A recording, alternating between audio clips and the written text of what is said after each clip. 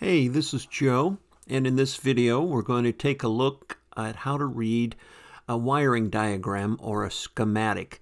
I have the Haynes manual up here, and since we're working on a GSXR 750 2014 vintage, we're going to take a look at the wiring diagrams. Now, depending on which model you have, they have K6 through L1, and both Europe and US. So since I have a US model and I have an L1 model, I'm going to be using the two wiring diagrams here, which is 1 of 2 and 2 of 2. So if you have the Haynes manual, their diagrams are very nice. Their manual is very nice. I do like the online manual. You can go in and print out the sections that you want, take it out to the shop, and then you're not going to get your manual greasy and dirty. Again, you can print out those sections. You can also use the search capability. You can go in and search for what you're looking for. So let's go ahead and take a look at the wiring diagrams for the GSXR 750 2014, and it's the model L1. Let's go ahead and take a look at the 2 of 2 diagram first. So all you have to do is click on that. It's going to load the diagram, and up at the very top of the diagram you can increase or zoom in, which is really nice. So what we're going to do is we're going to scroll down to the bottom first off, move over to the right, and very important is your legend here, and you'll notice all of the colors of the wiring are labeled here with their color and the abbreviation for their color. So you want to take a look at that first. That way you can then come in and identify the wires. Now let me give you an example here. Let's say you're wiring in your harness, and again I have some videos that I'm presently posting out on YouTube to show you how to wire in the wiring harness on the GSXR 750, and again my model's the L1. So let's say you have a connector and you don't know where it goes, and the first thing you want to do is, let's say we have a CMP sensor, which is shown right here. One thing you want to be very careful of is you notice there is the actual connector here, and this connector has a blue wire, a white wire, and a black wire. But then you notice there's a little junction here, and on the other side of that junction you have a red, you have a black and yellow, and you have a black and brown, and these are the abbreviations that they use. So when you're trying to identify the wires, you have to notice that on the actual connector the wire color may be different than on the harness side, which, as you see here, we have a blue, a white, and a black, and that maps to, on the other side of the connector here, or the other side of the junction, the blue goes to the red, the white goes to the black and yellow, and the black goes to the black and brown. And if you look very closely, you'll be able to see the color differences. You have a red, and notice there's a dashed line here, and that line is dashed with black on top of yellow. And on the bottom one, you notice that there is, if you look very closely, you'll see that there's a brown wire with black dashes on it. So that's one really good way to identify the wires. And again, make sure if you're looking at the wire colors that in a lot of cases your wires on the connector side are going to be different than on the harness side. Notice down below there's the gear position switch here.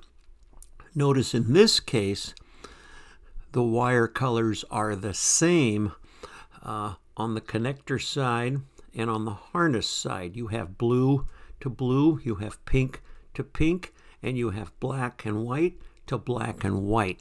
So again, it's not always the case, But you want to take note of this because in some cases, if you're looking for a particular connector, you want to make sure you're looking for the proper colors on the proper side of the connector. Let's now go ahead and click on the wiring diagram of one of two. And again, you have the capability of zooming in and looking at individual connectors and wires. As you scroll around, you noticed, again, try not to be overwhelmed by these wiring diagrams. They're very simple once you get the hang of them. You notice in clear English letters, they have what the connection is called. Again, we have a starter button, engine stop switch, we have a meter lap timer switch, and all you have to do is go along and look for the connector that you're looking for. If you don't know you have a connector, you don't know where it goes, you can then look at the color coding on the actual connector and or the wiring harness. And notice we have our ignition coils here, which is going to be important because we're getting ready in our series of videos on wiring on where to plug in the proper ignition coil connectors. And let's scroll down. And again, the wiring diagrams are broken down into functionality. You notice we have starter related issues, we have the oil pressure, and again, various, they're broken down into functionality. Notice here on the alternator comes up with black, black, and black, and then it goes off the chart. And this is normal in wiring diagrams. If you go over to part 2 of 2, you'll notice that as the black wires go off the chart here, they will then come on the chart in the second wiring diagram, and you just continue your tracing from there. So as you notice, we can scroll here. It's very clear on these diagrams that you can tell what color the wires are. Now let's take a look at the ignition coils here. So let's say we're getting ready to wire up the ignition coils, and this of course is a 4-cylinder motor. So we're going to look, we have ignition coil 1, ignition coil 2, ignition coil 3, and ignition coil 4. Notice we have the wires, there's an orange, each of the ignition coils have an orange wire. So that orange color is the same on all 4. Then if you notice the other wire is, we have a white and blue, we have a black, we have a yellow, and we have a green. So that is going to be a way to distinguish our ignition coil wires. The other way on this particular motorcycle is on the actual connectors and wires. You'll have they're actually wired into the harness by position.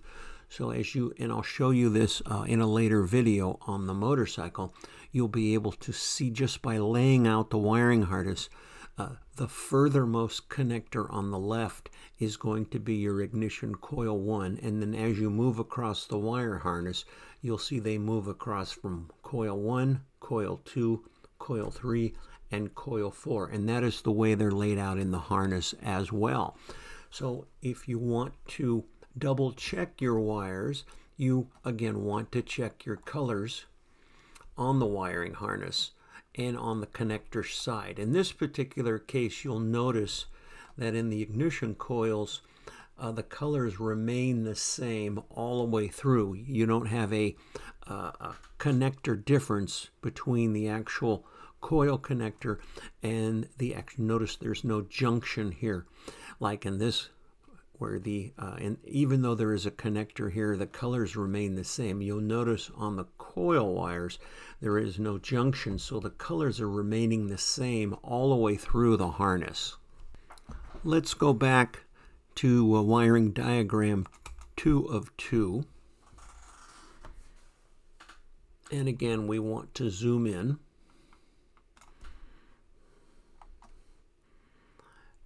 And you notice at the very top, you have this very large bus. This solid piece here is a bus. Notice it says ECU. So this is the computer, the connector to the computer that controls all of the ignition and advance and fuel related items on the motorcycle. And then let's move over to the right here, and then let's move down. Notice here we get into the actual individual connectors, and you see we have the license plate light, rear turn signal, and you notice again on these connectors the wire coloring sometimes will change and sometimes it will stay the same, so you just have to be very cautious of that. Notice the oxygen sensor, fan relay, etc. Now when I was trying to isolate the wires on the Suzuki GSXR 750, I had a little bit of trouble identifying one of the connectors coming off the wiring harness, and I didn't know where it went. It turns out that it was the oxygen sensor. The oxygen sensor goes down onto your header pipe and screws into a portion just in front of the converter, the catalytic converter. So as you see here, we have the oxygen sensor. So what I did is I went to the wiring harness and I identified what the color code was. And you notice here on one side of this connector right here, we have an orange white, we have a black and a brown, we have a white and a green, and a white and a blue. And that goes over to the connector of white, green, black, and white. So I was able to come to the chart on the connector that I didn't know where it went. And just by looking, okay, we know first thing you want to see is this is a 1, 2, 3, this is a 4-wire connector. So again, you can have anything from a 1-wire connector up to, let's say, like a 5-wire connector. And in the case of the ECU, you can have a many-wire, multiple connector. But in this particular case, I know I had a 4-wire connector, and I looked at the wires on the connector side, and I could see that it was white, green, black, and white. And it was the oxygen sensor. So I knew where the oxygen sensor screws into the header system. All I had to do was take that lead and come up and find the connector to where the wire colors matched. And I very easily then was able to locate where the connector plugs into the wiring harness. And it just takes a little bit of time. If you're going along and you don't know where the connector goes, you just come along and look at the actual connector. And again, depending on whether you want to look on the harness side or on the connector side, you just match up the colors. So it's very easy to come along. It may take you a little bit of time to track down your sensors and the connectors, but it's very easily done just by looking at the color codes and whether you have a 1-wire, 2-wire, 3-wire, etc. type of connector. Now, earlier we mentioned that there were 3 alternator wires and they were all black. And on chart number 1, they went off to the side and went off the chart. Now, if you look at chart number 2, of 2 is where we currently are now, you'll notice there's 3 black wires coming in from the left-hand side, and they go down through a connector or terminal connector here, and they go into the regulator rectifier. So again, this is how you would trace when wires go off the chart. On the other chart, there will be at some point an entrance area to those same wires coming onto the second chart, and in this particular case, from the alternator to the regulator rectifier. So that's how you would find locations between diagrams. Is just watch as they go off the chart and where they come back onto the chart. Same thing, you have an orange-red connector going off. You have your battery, and notice it goes off to the side. Again, just as you go to either side, you can see where all of these wire connectors exit one chart and come on to the second chart. So just by taking a little bit of time and studying your charts, it's very easy to locate where your wires are coming from, where they're going to, what types of connectors they have, how many wires are on the connector. So it makes it very easy just with a little bit of time, taking your time, looking at colors, looking at connectors. And again, it makes it very simple to track down your wires on your wiring harness and on the wires on the components that you're trying to plug into the wiring harness. So in our wiring video series, we're getting ready to wire in the connectors on the throttle body. And as you see here, we have 8 connectors. We have 4 primary injectors, and we have 4 secondary injectors. And if you look in the manual for the L1, you'll see that the color of the connectors are different. One has a sort of a brownish color. The other has a white color on the actual connector. Now that color connector or color of the connector is not shown on this diagram, but by looking at the wires coming out of the connector, you can see that. Notice on the secondary injectors, we have a yellow and red wires coming out of one side, and then we have it looks like a blue and a green, a black and a green and a white, a solid green, etc. So you can see that there. And then notice on the primary injectors, we also have the yellow and red as well. So the only way you'll be able to tell is by the color of the connector. And in order to determine whether it's a primary injector or a secondary injector, you want to look at the colors of the wires, the second wire on the connector. All the connectors have the yellow and red. So then you want to look here. We have a gray and white. We have a gray and black. Looks like we have a yellow and a gray. And again, we have a red and a gray, etc. So just by looking at the colors on the injector connectors, you can then get an idea of where these wires plug in. And again, on the actual wiring harness, it's also position related. So as you string out, and you'll see in the next video, when you string out the leads of connectors on the wiring harness, you'll see that they extend out from right of the harness to the left, and then those will appropriately plug in to the proper injectors. And then you just want to double check the wiring color to make sure that you have the right connector for the right injector. But it's very easy to see where they go because it is position related on the connector to the throttle body. So in looking at the 2 wiring diagrams or schematics, I hope I've tried to simplify this for you and make it easier for you to track down your connectors on the wiring harness side and on the actual device side on the motorcycle. Another thing you might want to do is when you're removing the wiring harness, you might want to take pictures with your phone or a camera if you don't have a smartphone, and take pictures of each connector and save those connectors, because it'd probably be a little while before you get to the point to where you want to put everything back. So that way you can go back, you can look at the pictures, you can see whether it's a 1-wire, 2-wire, 3-wire, etc. And then you can match the color codes up with the wiring diagram, and it will make it a lot quicker for you if you take pictures of each of the connectors.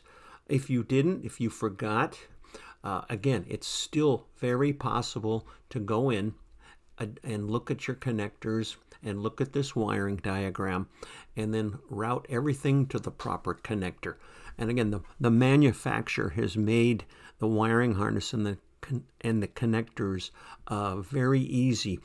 You'll see that if there's any confusion on the same type of connector, on one side they'll put a female, and on the other side they'll put a male on one, let's say another wire, as we showed in an earlier video with the regulator. It had similar wires and similar number of wires, but we were able to identify that by its position in relationship to the wiring harness. So hope you enjoyed this video, and we'll see you next time.